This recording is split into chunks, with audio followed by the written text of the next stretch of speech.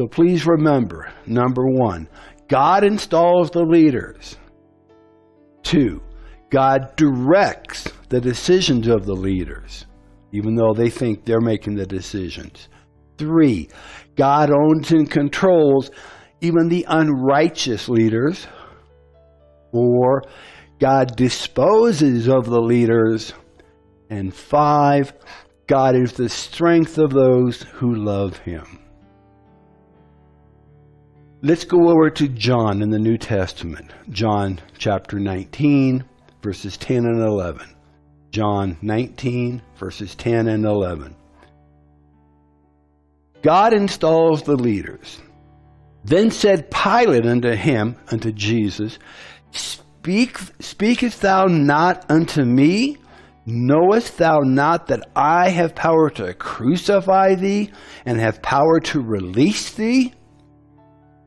Jesus answered, Thou could have no power at all against me, except it were given thee from above.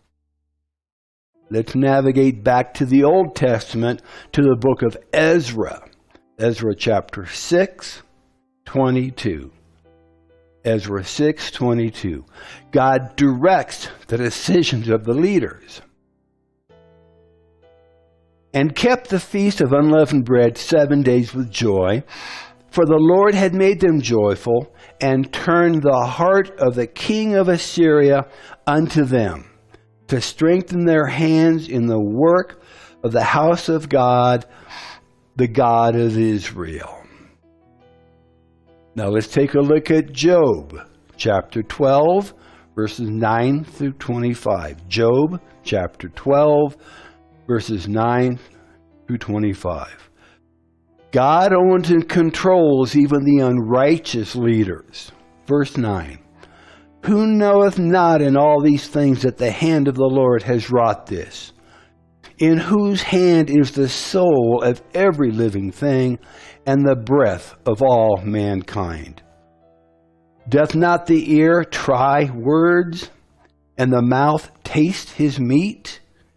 Verse 12, with the ancient is wisdom, and in length of days understanding.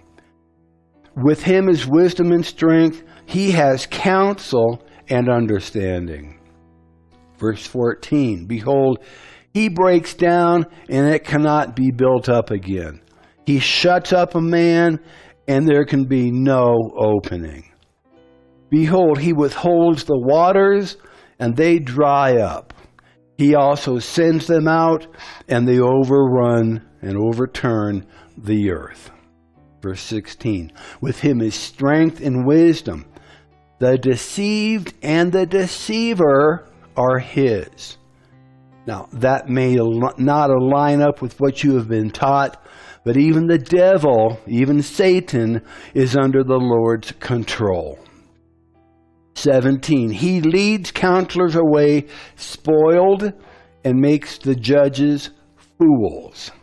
He looses the bonds of kings and girds their loins with a girdle. Verse 19, he leads princes away spoiled and overthrows the mighty. He removes away the speech of the trusty and takes away the understanding of the aged. He pours contempt upon princes, and he weakens the strength of the mighty. He discovers deep things out of darkness and brings out to light the shadow of death. Verse 23, he increases the nations, he destroys them, he enlarges the nations, and he straightens them out again. He takes away the heart of the chief of the people of the earth and causes them to wander in a wilderness where there is no way. They grope in the dark without light, and he makes them to stagger like drunken men. In the New Testament, we see in Ephesians 6, chapter 6, verse 12, Ephesians 6, 12, that God disposes of the leaders. Ephesians 6, 12. For we wrestle not against flesh and blood, but against principalities, against powers, against the rulers of the darkness of this world, against spiritual wickedness in high places. Moving back to the Old Testament to Psalms, let's go to Psalms chapter 29, verse 11. Psalms 29:11. God is the strength of those who love him. The Lord will give strength unto his people. The Lord will bless his people with peace. Okay. Jot down these scriptures as we're going to move through them rather quickly. Exodus 13, verse 14. Exodus 13:14. And it shall be when your son asks thee in time to come, saying, What is this? That thou shalt say unto him, By strength of hand the Lord brought us out of Egypt from the house of bondage. Exodus 15, verses 2 and 3. Exodus 15, verses 2 and 3. The Lord is my strength and song, and he is become my salvation. He is my God, and I will prepare him a habitation. My father's God, and I will exalt him. The Lord is a man of war. The Lord is his name.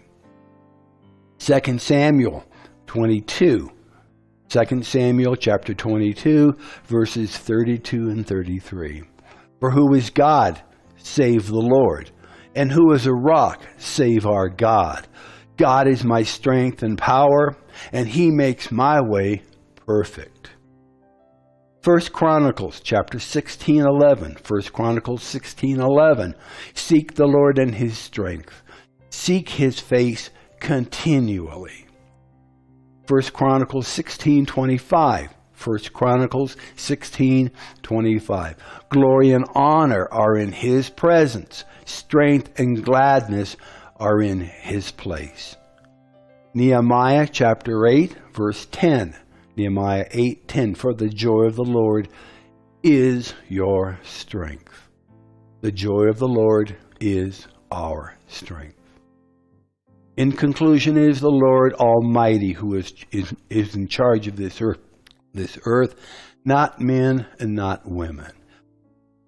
God gives us the responsibility and the privilege of maintaining law and order over his creation, but it is God who is still the creator and is still the owner of our world.